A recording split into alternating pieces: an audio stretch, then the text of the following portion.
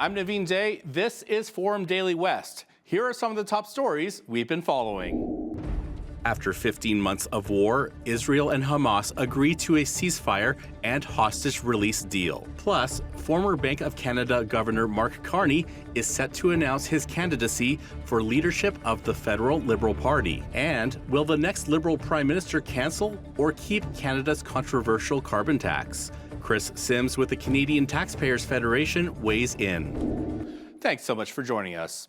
Amid a looming tariff threat from U.S. President-elect Donald Trump, Canada's premiers met with Prime Minister Justin Trudeau today to discuss the threat that has the potential to throw Canada's economy into a tailspin. Speaking to reporters before the meeting while wearing a hat that says, "Canada is not for sale," Ontario Premier Doug Ford said, quote, "Country comes first, and Canada will use every tool available to fight back once Trump takes office." He'll be being sworn in a week, and then he's going to lay the tariffs on Canada. He's going to try to devastate our country. He's going to try to divide our country, and we cannot have division in our country. I understand that all around the country, everyone has their concerns, their jurisdictions from coast to coast to coast, but there's one thing that's more important than jurisdictions, is standing up for the country. Country comes first over anything, and we're going to continue to fight against these tariffs, and we're going to use every tool in our toolbox to make sure that happens. Alberta Premier Danielle Smith has said if the federal government imposes an export ban on Alberta oil going to the United States as a retaliatory measure against expected Trump tariffs, it would prompt a national unity crisis. In a statement, she says, Alberta will simply not agree to the export tariffs on our energy or other products, nor do we support a ban on exports of these same products. We will take whatever actions are needed to protect the livelihoods of Albertans from such destructive federal policies. Ontario Premier Doug Ford is singing a different tune since yesterday when he said that Ottawa wasn't moving fast enough on border security in Ontario. Today, Ford praised Finance and Intergovernmental Affairs Minister Dominic LeBlanc on his solid plan to secure the border. LeBlanc, who had previously announced a $1.3 billion six-year plan, said he had presented the plan to key members of the Trump team when they met in Florida. I was at Mar-a-Lago with Howard Lutnick and Doug Burgum, two of the incoming secretaries in the new administration, and went through, like we did with the Premier, $1.3 billion of incremental spending to give the RCMP and CBSA things like high-range drones, long-range drones, surveillance towers, 80 new canine units to search fentanyl at the border, a sort of joint air command that will include new, pretty visible helicopters for the RCMP. There's a whole more boots on the ground. There'll be additional officers.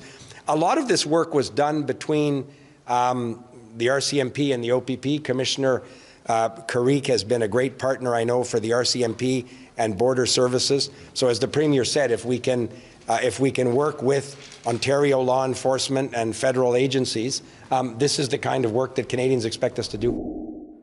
Former Bank of Canada Governor Mark Carney will announce on Thursday he is running to replace Prime Minister Justin Trudeau as leader of the ruling Liberal Party. According to reports, the 59-year-old will launch his bid at an event in Edmonton, citing an invitation sent by Liberal legislator George Chahal. Carney's main rival looks to be former Finance Minister Chrystia Freeland, whose resignation last month over policy differences led to Justin Trudeau's decision to quit. Meantime, Industry Minister François-Philippe Champagne joins a lengthening list of Liberal MPs who have recently decided not to join the race. The next Prime Minister is unlikely to be in office for very long, though. The minority government could be toppled in Parliament as soon as the end of March, triggering an election that polls indicate the Conservatives will win. Israel and Hamas have agreed to a ceasefire in the 15-month war between the two sides in Gaza. The deal raises the possibility of winding down the fighting. Dozens of hostages held by Hamas will be released in phases, while hundreds of Palestinian prisoners in Israel would also be set free. 3 officials from the U.S. and 1 from Hamas confirmed that a deal had been reached, while a senior Israeli official said details are still being ironed out.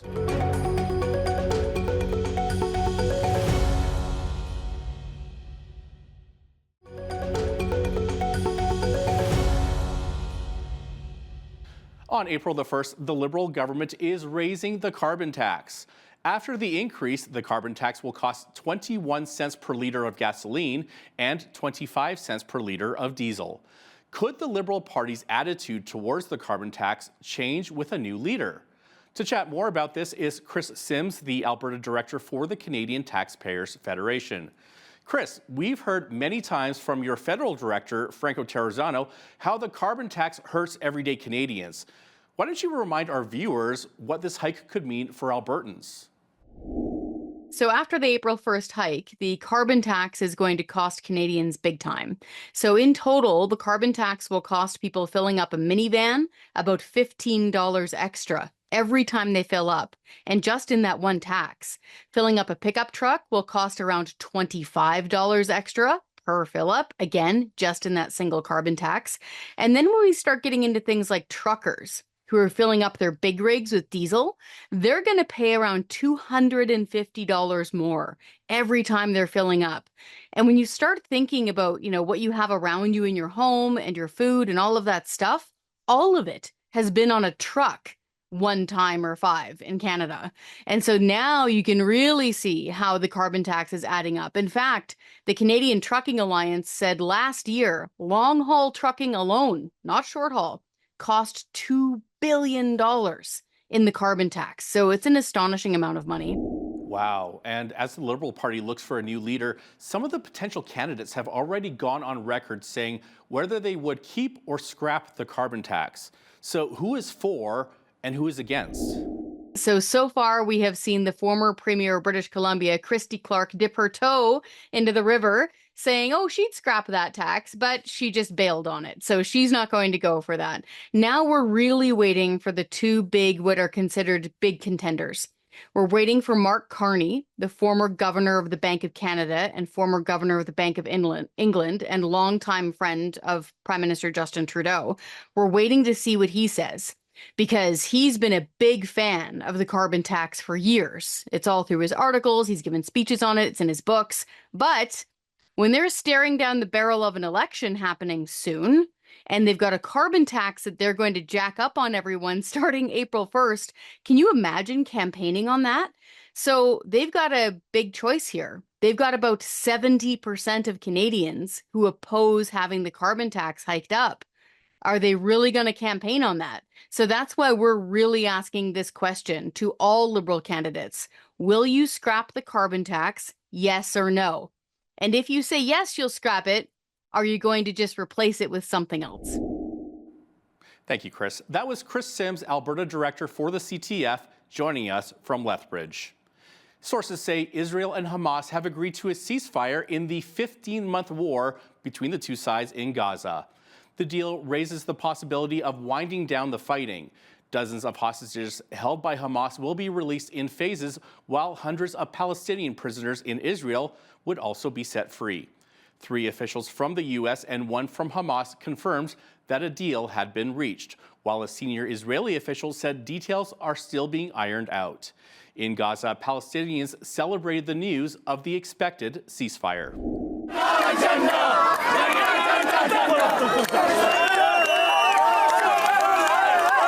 أشعر كل المواطنين بارتياح وفرحانين لأخبار وقف إطلاق النار وبتأملوا العودة إلى منازلهم وقراهم ومدنهم في أسرع وقت. TBN's Israel correspondent Yair Pinto shared his thoughts on Tuesday, saying Israel's deal with Hamas will see a number of hostages released. However, he says the deal also involves the release of many terrorists from Israeli prisons. We'll start by looking at who is slated to be released first and what will the IDF's continued deployment in the Gaza Strip will look like. The basic outline of the deal is as follows. Over 42 days, 33 hostages who appeared on a list delivered to Hamas will be released.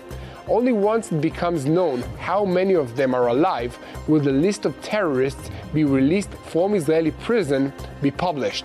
The IDF is also prepared to halt humanitarian aid to the Gaza Strip immediately if Hamas attempts to backtrack on the deal. And meanwhile, a clause in the deal that was kept hidden from the Israeli public now comes to light.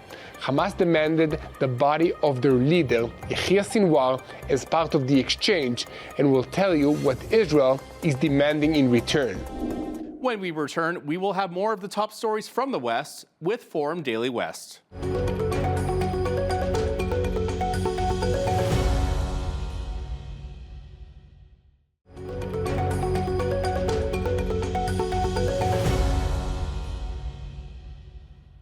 A 3D printed Glock-style handgun was seized during the arrest of a suspected Lethbridge drug dealer.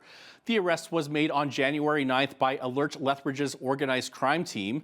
The suspect was apprehended while entering his vehicle, and the loaded handgun was found tucked into his waistband. Cocaine, opioid pills, and cash were also seized. 18-year-old Austin Young faces numerous drug and weapons charges. He remains in custody and is scheduled to appear in court on Thursday. RCMP have charged a Lethbridge man stemming from a fatal collision in August near Colehurst. 34-year-old Mark Briggs is facing 15 criminal code offenses related to impaired driving and operating of a motor vehicle causing death. Just after midnight on August 21st of last year, Coaldale RCMP attended a two-vehicle collision on Highway 3 at the interchange with Highway 3A, where one vehicle went up in flames and the other with significant damage. Briggs received only minor injuries, while his 7-year-old son in the car was rushed to a Calgary hospital with critical injuries. A 13-year-old girl in the other vehicle died of her injuries the next day in hospital. 3 other occupants, including a 17-year-old and a 16-year-old, were treated for various injuries. After a 5-month investigation, Briggs was arrested on January 8th and will appear at the Lethbridge Courthouse on February the 10th. Residents of Lethbridge are tuning into a new restaurant boasting of some well-known Texas barbecue from the United States. Dickey's Barbecue Pit opened its newest location on Mayor McGrath Drive on Wednesday. This marks the 12th location in Alberta after expanding into Canada in 2022. Looks yummy. Following the closure of Southern Alberta's famed Hickory Street last year, workers with Dickey's say residents are excited to try out a new twist on what has been missing in this city. Dickey's is very new to Canada, so it's not only just exciting to Lethbridge, it's exciting everywhere. We have some of the best sides. Our mac and cheese is great. I know lots of people in Lethbridge really want a good Texan barbecue, so this is the perfect spot. Everything's very fresh, everything's very yummy. Also, not being such like a fast food place and more of like a real food is very comforting to the stomach, so yeah, that's why people love it so much. Okay, I'm hungry now. The restaurant's grand opening will be set for a later date, but workers at Dickey's say to watch out for next Saturday. Everything is ready for the night of dancing with rock, funk, and hip hop. The dance program of the Lethbridge Collegiate Institute Arts Academy is ready to present the Lean In Show. RBCN's Heidi Echeverria was on the preparation side for what is already a spectacular show.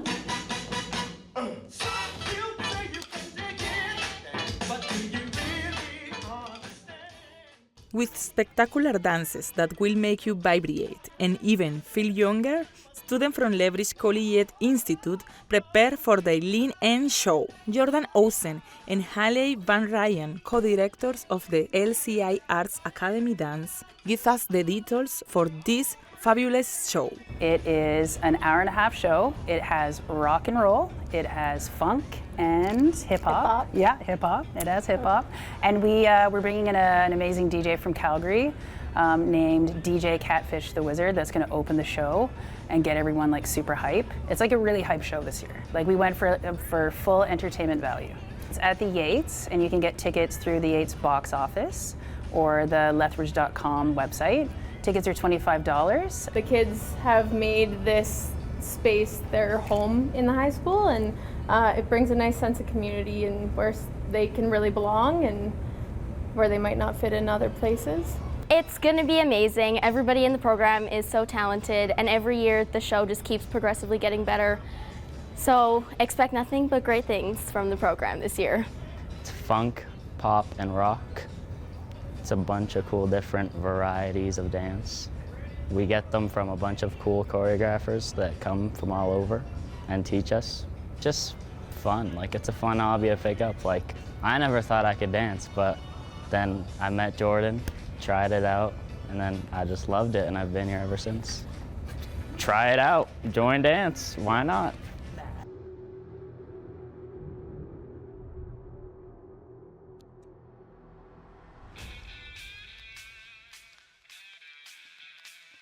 "101" is the group of students who practice daily to offer a fascinating show to the Lethbridge community and its visitors. The show will take place on January 29th and January the 30th.